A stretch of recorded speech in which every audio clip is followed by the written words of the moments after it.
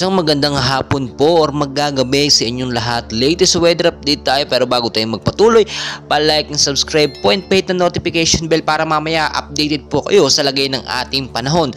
So pinag-iingat pa rin po tayo ngayon sa banta nga po ng lindol, no? Especially sa may bandang Luzon, Visayas at Mindanao. So i-monitor nyo mabuti at pakiramdaman yung mga lugar natin dahil nga ang lindol ay mahirap pong i-predict, biglaan po yan. So tuloy-tuloy pa rin po tayo ngayon, no? Patuloy pa rin po natin binabantayan. Ito nga pong super typhoon dito nga po sa may bandang Papua New Guinea. So nasa labas naman po ito ng Philippine Area of Responsibility. Pero kinakailangan po natin bantayan dahil yung extension po ng lakas ng super typhoon na ito ay posible pong dumaan, no? Or dumiretso dito sa ating Philippine Area of Responsibility. Makakalapit na bansa po natin ito, kaya may posibilidad na after pong dumaan nitong super typhoon dito nga po sa may bansang Papua New Guinea ay posible itong dumaan, no? Or dumiretso dito sa ating bansang Pilipinas. So ang hypnosis pa rin po natin galing po mismo sa Pag-asa. Northeast monsoon po ang nakakaapekto sa ilang bahagi po ng Northern Luzon at naranasan po natin yung tuwing hapon hanggang sa gabi yung may mahinang pag-uulan po at biglang bumubugso ng malakas pagdating po ng sa gabi, no? At ito po, no, sa area ng Batanes at ng Babuyan Island, panahon po dyan maulap ang naranasan po ngayong hapon hanggang may mahinang pag-uulan at posibleng lumakas po ito pagdating po ng gabi. So pinag-iingat yung mga lugar na yan, especially mga uuwi or mga galing trabaho, mag-ingat po kayo o galiin po magdala ng payong, jacket o kaya kapote panlaban po sa ulan.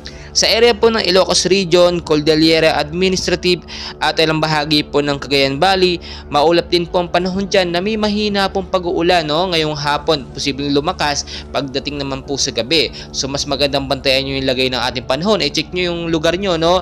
At kung importante yung lakad, magdala ng payong, jacket o kaya naman kapote para panlaban po sa magkaroon ng ulan, no? Mga rainfall shower, heavy rainfall, localized thunderstorm po kasi ang ating kalaban sa mga panahong ito. Kahit wala pong bagyo na binabantayan sa loob ng Philippine Area of Responsibility, maka-localized thunderstorm naman po may posibleng magpaulan. So sa area naman po ng Metro Manila at ilang bahagi ng ating bansa, maulap na panahon na may isolated rainfall shower or thunderstorm po, no? Dala po yan ng localized thunderstorm, sterilize dyan po sa may bandang Luzon area. So mag-ingat po kayo, especially ngayong hapon. Kung may mga lakad kayo, i-check na lang mabuti ang lagay ng panahon. Kung importanteng lakad, magdala ng payong, jacket o kaya naman po kapote panlaban po sa malakas na paulan kung sakasakali nga po.